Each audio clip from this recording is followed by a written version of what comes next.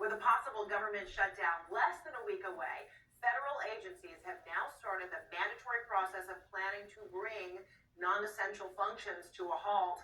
That high-stakes budget showdown comes as tensions are running high on Capitol Hill. Just a few days after President Trump's joint address to lawmakers.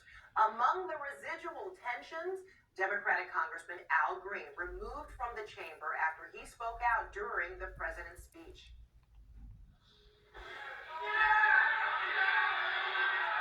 The chair now directs the sergeant-at-arms to restore order. Remove this gentleman from the chamber. Later, lawmakers voted to censure Congressman Green for his outburst. 10 Democrats, in fact, joined with Republicans in a formal condemnation of the Texas Democrats' actions. Today, one of those Democrats defended her censure vote right here on CNN. If Kamala Harris was the president and someone was heckling her, I certainly would vote to censure that person as well. So I think if we're going to have a level of civility in the House of Representatives, it must be applied equally and to both parties.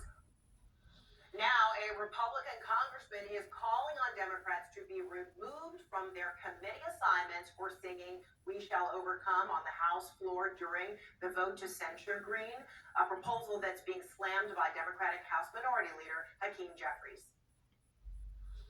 And my team informs me that some far-right extremists have introduced a resolution to try to throw Democratic members of the House off of our committees. That resolution is going nowhere. You ain't throwing no one off of any single committee. I'm joined now by Democratic Congressman Al Green, the man at the center of this controversy. Congressman, great to see you. Thank you for having me. So what is your reaction to Representative Gillen and the other 9 Democrats who voted to censure you? What are you reading into that? Well, first, let me indicate that what was done was a response to incivility. The president has a way of using incivility to take advantage of our civility. It was a peaceful protest, and I engaged in the protest, and I understand that when you do this, you will have to suffer consequences, and I'm prepared to suffer consequences. It doesn't mean that I agree with the consequences, but I'm prepared. I don't think any of my colleagues should be in any way brought into this. This is something that I did of my own volition. And I would add that, unfortunately, given the circumstances with Medicaid, which is something I don't want us to lose focus on, unfortunately, I don't want to see this stop. What I'm saying to you is I don't want to see the protestation stop, not violent, peacefully, because people will suffer if they lose Medicaid. In Texas, we have the highest rate of uninsured persons in the country. I believe that we have to do all that we can to protect people across the country, and I am going to fight for my constituents here in Texas. Now, with reference to my colleagues, I did not in any way encourage people to do one thing or another, but I appreciate what they did, and my hope is that this will not bring anything more than has already been done. But if it does, I would hope that it would be focused on me and not them. I am the person who brought this to the attention of the public. And quite frankly, my dear lady, if circumstances remain the same, I would have to do it again. People will suffer and die if we lose Medicaid. And the Congress has been mandated to cut $880 billion from the committee that has jurisdiction of Medicaid. This is unthinkable, it's unbelievable, and I will not allow myself to sit silently by while this takes place. So it sounds like you are saying ultimately your goal was to bring attention to any potential cuts or further cuts to Medicaid, and you felt like you wanted to address this to the president head on. Were you expecting that there might be punishment like what would soon follow? Or what were your expectations? How did you think it would be received by the president and by the entire chamber? I I was about to make my departure. I had my coat and my cane, and as I was collecting my portable items, the president indicated he had a mandate, and I was then taken aback. It was a trigger, and I responded spontaneously to let him know that he didn't have a mandate to cut Medicaid. My expectations are always what John Lewis and I discussed when we talked about peaceful protest. What? You have to get in the way. You create a disturbance, but you have to do this. And the second thing is you have to be prepared to suffer the consequences. So I hold no animus toward the speaker. The people who escorted me out were very kind to me. But the point is, Medicaid is the issue, and we have to stay focused on that. And I'm prepared to suffer the consequences. My hope is that it will only be Al Green. I don't want my colleagues involved in any kind of sanctions. They were responding to the incivility that we've suffered. And the president, on the very evening that I was escorted from the House floor, the president called my colleagues lunatics. Now that is a level of incivility that we shouldn't have to suffer. The president won't be sanctioned. He's not going to be censured. He won't be reprimanded.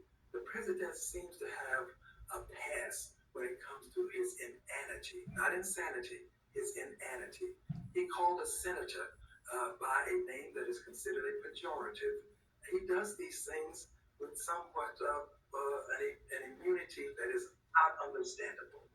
So, Congressman, over the years, we've seen other outbursts during presidents' addresses to Congress, from Obama and Biden as well. We've seen outbursts from lawmakers as well as demeanor coming from a Supreme Court justice. Take a look.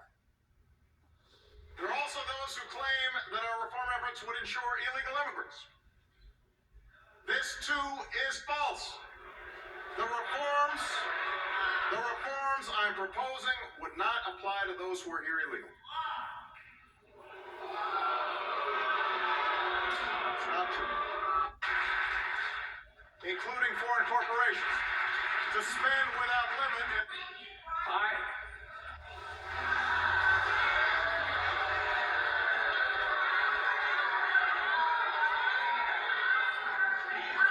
I'm not politely not naming them, but it's being proposed by some of you. Look, folks. So among them, you saw Congressman Joe Wilson, who yelled, "You lie." You had Justice Alito with his expression saying "not true," and Congresswoman Marjorie Taylor Greene there with that confrontation with Biden. None of them were censured nor escorted out. Is this a reflection of the climate that we are in right now? What's the difference here of how what your experience was versus theirs? Thank you for the question. The climate of which you speak is one that I have lived in for most of my life. I'm a son of the segregated South. The rights that were enshrined in the Constitution for me, my friends and neighbors denied me. I had to go to the back door, drink from a colored water fountain, sit in the back of the bus, and I had relatives who were locked up in the bottom of the jail. I have acclimated to this kind of behavior, but quite candidly, it is a double standard, and it is a form of invidious discrimination. But I was prepared to suffer whatever the consequences are when I decided that I would engage in this peaceful protest. I never used any sort of profanity. I never made any threats. I merely said, you do not have a mandate, and this is true. Is there another extension of this? Does your moment end up serving as a distraction too when your party seems to be struggling to exercise a real cohesive approach here? I believe what I did puts a focus on Medicaid. I believe that this may be the means by which we can prevent Medicaid from being cut, because I think it would be difficult now for them to move forward to cut it, given that we have brought this to the attention of the public. I don't see it as a distraction. I see it as a positive action to protect Medicaid. So then that brings me to the budget now. Just moments ago, House Speaker Mike Johnson formally unveiled plans for a government funding stopgap through September 30th, a measure intended to stave off a potential March 14th shutdown and buy time for President Donald Trump and the GOP leaders to steer key pieces of his agenda through Congress this summer. You think you'll support this? I think I'll take a close look at it. I still believe in collegiality. I think that compromise is still something that is a benefit. I think it's a positive thing. So I'll take a look at what they're proposing. But what I will not do is vote for something that's going to cut Medicaid, Medicare, or Social Security. These are the social safety nets that my constituents depend on.